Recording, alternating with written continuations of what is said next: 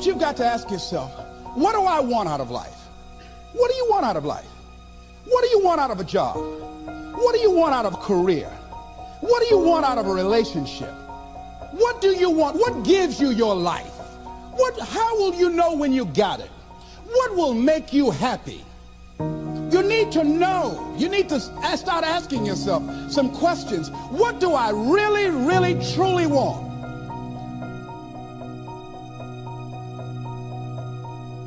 You envisioned something, you got clear about it, and then you started thinking about all the reasons why you wanted it. You got excited about it. Said, this is what's next for me now. I want this.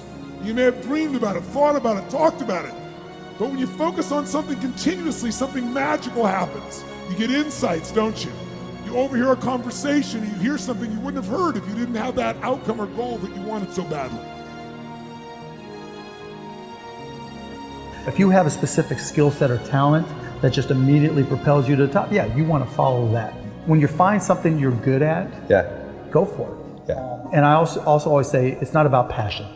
Everybody's got passion for something, right? Don't follow your passions, follow your efforts. Because people say, you know, I was passionate to play baseball. I was passionate to play basketball. Doesn't mean all of a sudden I was going to be good enough. But I found myself being really curious about business, being really curious about technology. And that curiosity is really what drove me. And I think, particularly if you're young today, curiosity is great. Always learning and trying to find new things, being curious about new things, because that's what leads you to that path. Trying to figure out in advance, that's hard because you don't know what you don't know. You have to have an emotional investment in what you're doing. If you don't love what you're doing, failure is pretty much guaranteed. Success is not guaranteed by any means, but failure is much more likely if you don't love what you're doing.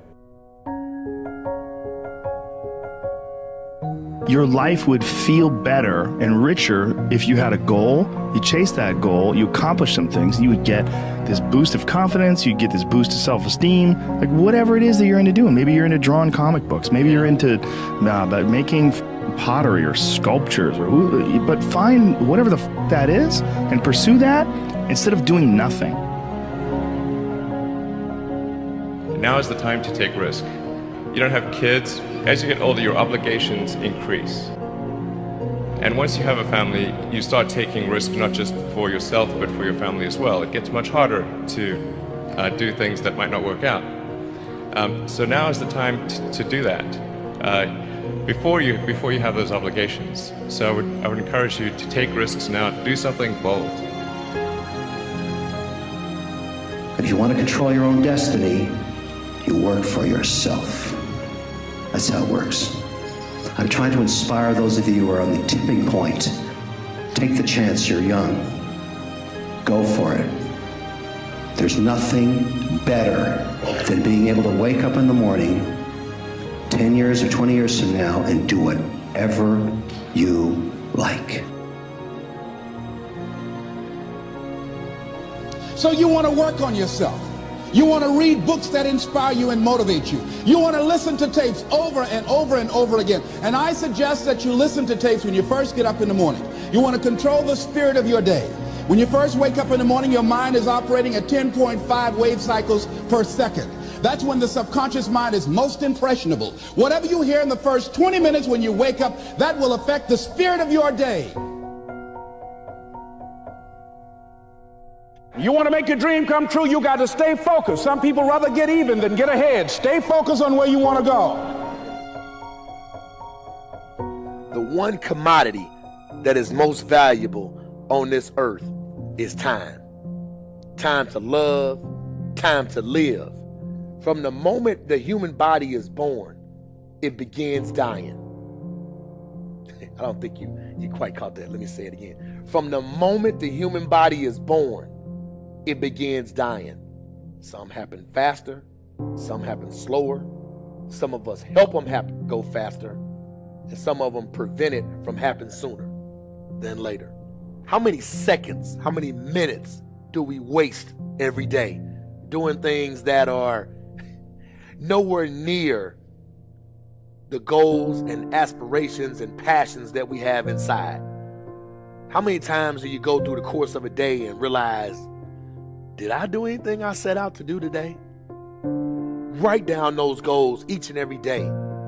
No matter if it's 2 goals a day, if you can accomplish those, then you're doing more than just making it through the day. You are living and achieving your dreams. Find time to better yourself, read, explore, research, live life, do things you've never thought of doing before. That's what it's all about. When you're born, that's that date that they put on the left side of the tombstone. When you die, they put another date on the right side of the tombstone. But that dash in the middle is the most important thing on that tombstone. That is a line that throughout that entire time frame, you were able to impact and touch others' lives. You were able to leave your mark on this earth. You were able to build a legacy that nobody could change. You were able to have it to where people remembered who you are no matter what. When you're living for that dash in the middle, you're going to remember your why. Your why you're here. Not the why did you do something. Your why, your reason for getting up in the morning, your reason for pushing yourself past the brink of exertion and giving up. Your reason for moving on and getting things done in life. That dash in the middle, that's the thing that pushes you. How do you rate yourself on a scale of 1 to 10 in terms of your physical appearance, in terms of your health? Do you take care of yourself? Are you allowing yourself to get overweight and out of shape? Are you conscious of your health? Are you watching the food that you take into your body? Do you make a deliberate effort to exercise? You know, it was George Burns, he said, we cannot help getting older, but we don't have to get old. And many of us get old before our time because we don't take time to take care of ourselves. Your environment is a very good indicator. On a scale of 1 to 10, is it what you want it to be? Do you find it desirable? Are you satisfied? The job or career that you're involved in. Someone said that 85% of the American public are unhappy with their jobs. Are you spending 8 hours a day just doing time? Doing something that you don't find challenging, that does not make you stretch mentally, that does not stimulate you, that does not inspire you.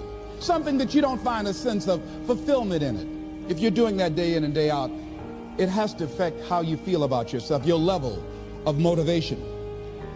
Your relationships.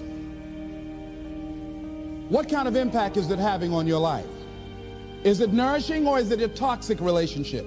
Does it drain you or does it build you up? Ask yourself that. How motivated are you to do something about it? Your contribution, your actions. What are you giving? Many people will leave the universe without a trace. No one will know they were here. And in fact, under their name, we could put under there, not used up.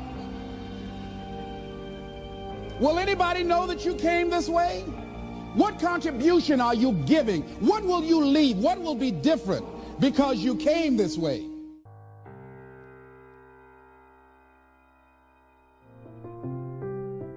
Just stop for a second. Write down your why.